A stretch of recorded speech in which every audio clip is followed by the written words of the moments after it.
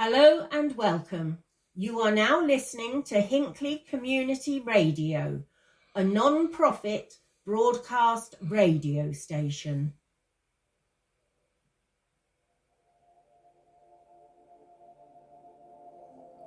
In 2014, after a Pennsylvania family purchased a $1.3 million dream home, letters began arriving from someone calling themselves the Watcher. And indeed, this person seemed to be actually watching. The unknown person writing the letters claimed that they had been put in charge of watching and waiting for its second coming, whatever that means. The letter writer began asking unsettling questions like, have they found what's in the walls yet? An investigation by local police found nothing. As for the family, they finally moved out of the house and filed a lawsuit against the previous owner for non-disclosure. Greetings, Unexplained peeps. My name is Mark Hughes. I'm an eclectic Wicca, an Arcturian starseed, and an online hermit who screams for ice cream. Today, we are looking at the case of the Watcher of 657 Boulevard. And this week's disclaimer, this is a stalking case. All opinions and comments are strictly my own, but the facts still remain. The Broaddus family were living the American dream. Derek, 40, and his wife Maria had worked hard all their lives to buy their dream home, a $1.3 million six-bedroom house in Westfield, a town in upstate New York that was previously owned by the Woods family. They couldn't wait to move into 657 Boulevard. Their 3 young children were already debating which of the house's fireplaces Father Christmas would use. But little did they know their nightmare was about to start. On one night in June 2014, Derek Broaddus had just finished an evening of decorating his home when he went outside to check the mail. Derek and his wife Maria had closed on the 6-bedroom house at 657 Boulevard 3 days earlier, and were doing some renovations before they moved in. So there wasn't much in the mail except a few bills and a white card-shaped envelope. It was addressed in thick, clunky handwriting to the new owner, and the typed note inside began by saying, Dearest neighbour, as 657 Boulevard, allow me to welcome you to the neighbourhood. 657 Boulevard has been the subject of my family for decades now, and as it approaches its 110th birthday, I have been put in charge of watching its second coming. My grandfather watched the house in the 1920s, and my father watched it in the 1960s. It is now my time. How did you end up here? Did 657 Boulevard call to you with its force within? Do you know the history of the house? Do you know what lies within the walls of 657 Boulevard? Why are you here? I will find out. I see already that you have flooded 657 Boulevard with contractors so that you can destroy the house as it was supposed to be. Tut, tut, tut. Bad move. You don't want to make 657 Boulevard unhappy. You have children. I have seen them. So far, I think there are 3 that I have counted. Are there more on the way? Do you need to fill the house with the young blood I requested? Better for me. Was the old house too small for your growing family? Or was it agreed to bring me your children? Once I know their names, I will call them and draw them to me.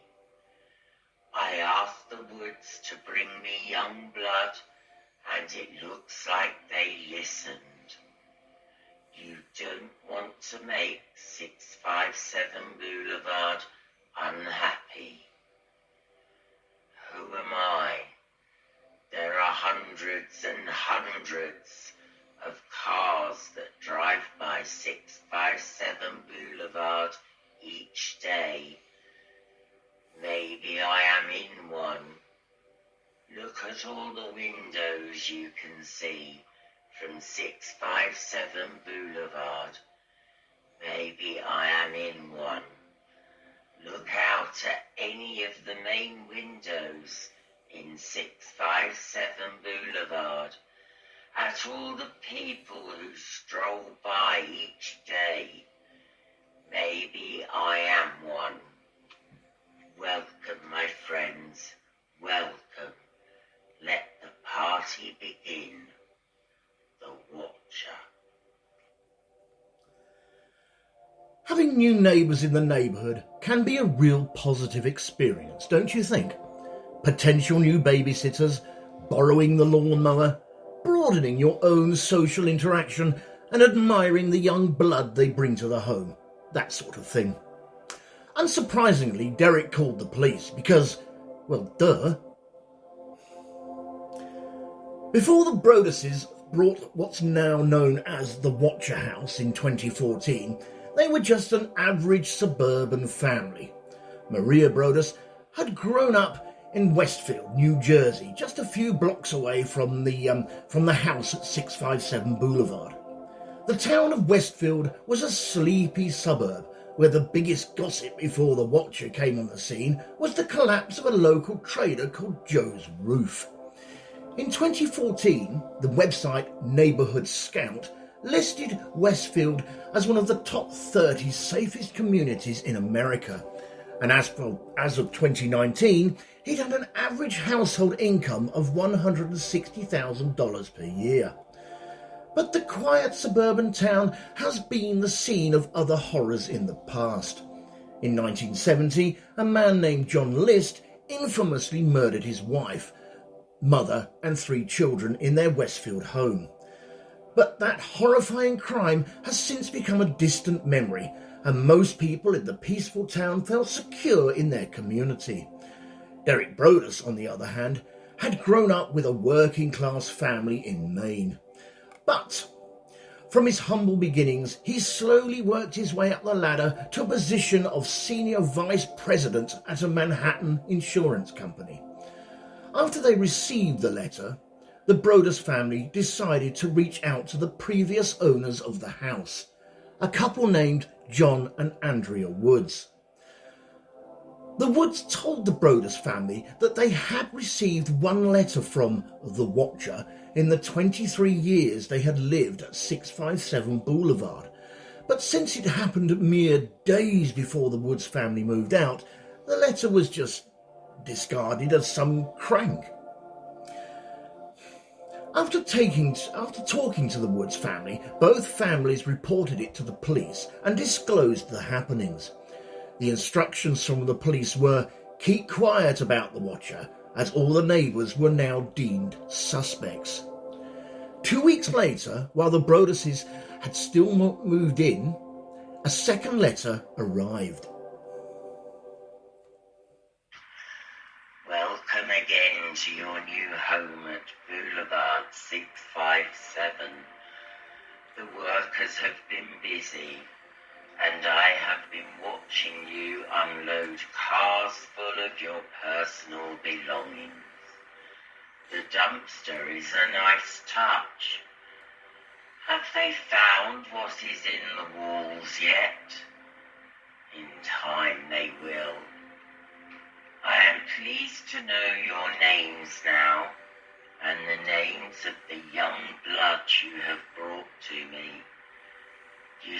certainly say their names often. 657 Boulevard is anxious for you to move in.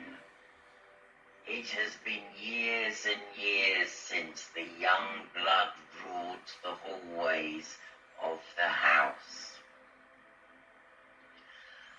I noticed one of your children using an easel. Is she the artist in the family? Have you found all the secrets it holds yet? Will the young blood play in the basement, or are they too afraid to go down there alone?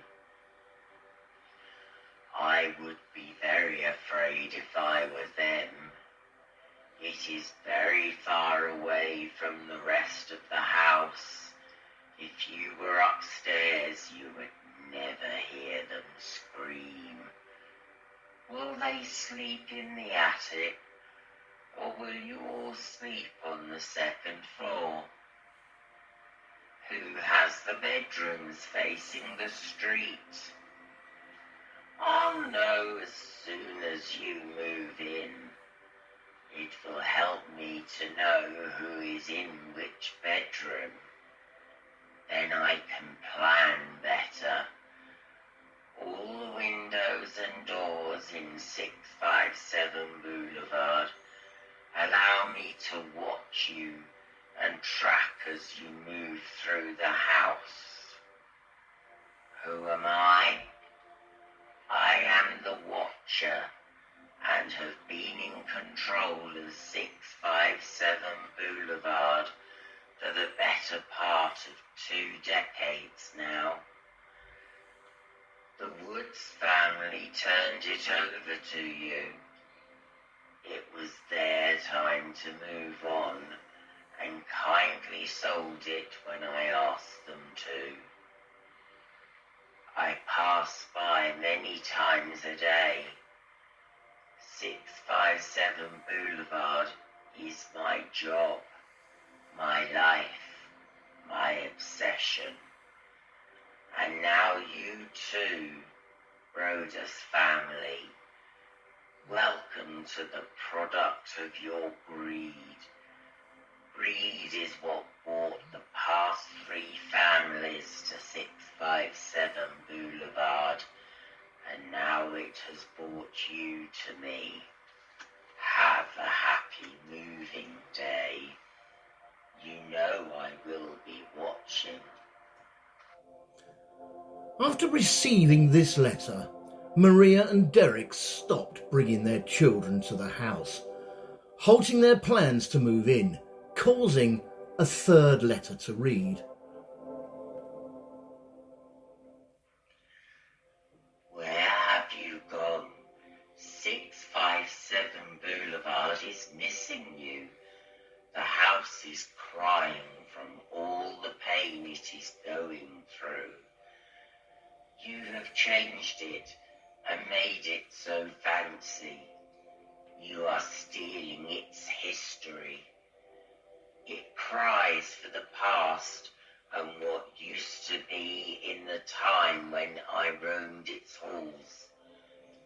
The 1960s were a good time for 657 Boulevard when I ran from room to room, imagining the life with the rich occupants there. The house was full of life and young blood. Then it got old, and so did my father. But he kept watching until the day he died. And now I watch and wait for the day when the young blood will be mine again. After a year of investigating, there was still no leads.